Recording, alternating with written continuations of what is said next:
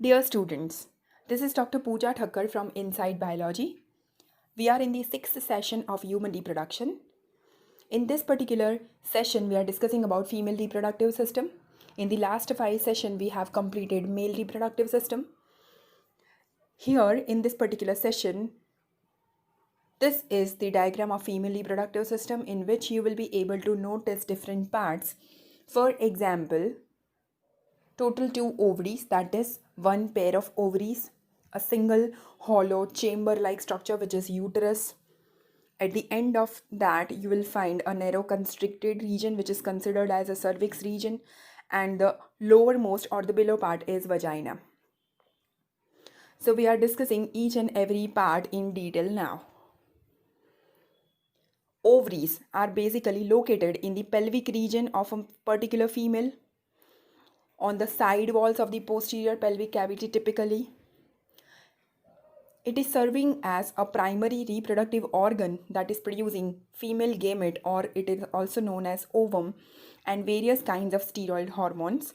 For example, LH, that is luteinizing hormone, FSH, that is follicle stimulating hormone, and ACTH, that is adrenocorticotropic hormone. Now, ovaries are attached to the uterus by using ovarian filaments, as you can see from the diagram.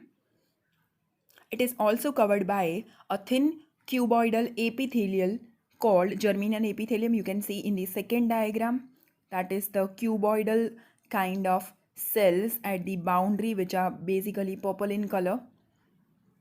That is considered as germinal epithelium.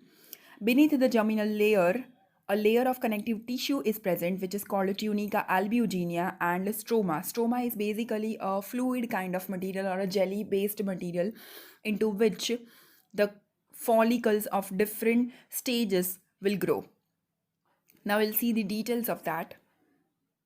The connective tissue layer, as you can see, the fiber like structures in the cross section of ovary.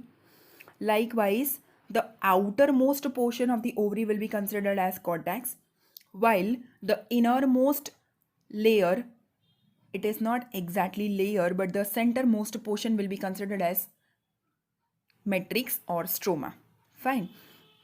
Okay, so in the surrounding, you will be able to notice the developing primary follicle. As you can see, the first label, which they are very small in size.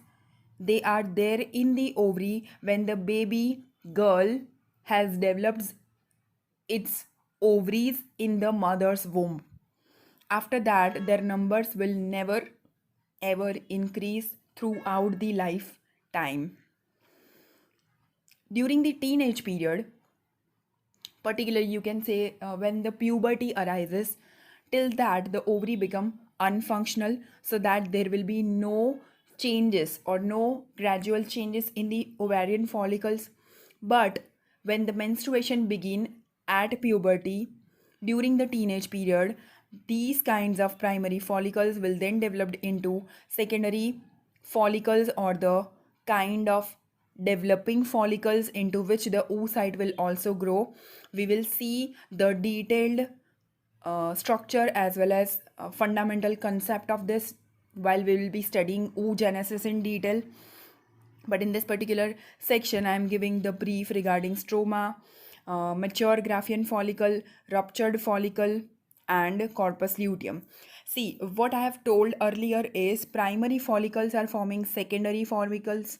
They are forming tertiary follicles. They can also form quaternary follicles, but the end follicle will be a very mature follicle with a antrum in it, that is a fluid filled cavity in it, which is giving nourishment to the developing oocyte, which is considered as mature Graafian follicle.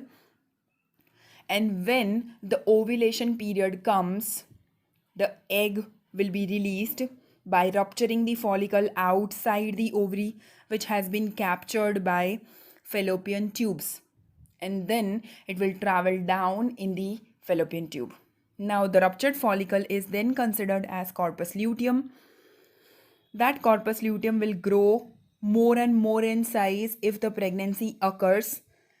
When the pregnancy occurs, basically when the ovum, which has been already released, that has done the fertilization process with the sperm who is coming in the female body. If fertilization happens, zygote formation occurs. This corpus luteum get fully matured, that will grow in size and produces progesterone to sustain the pregnancy period. But in the case of absence of pregnancy, no progesterone is required, so that the corpus luteum will get ruptured, and the ruptured structure will be then considered as corpus albicans, as you can see in the particular session. Right? Okay, so this way ovary is basically helping in maturing the follicles with the oocyte in it, and then release the mature ovum for the fertilization period.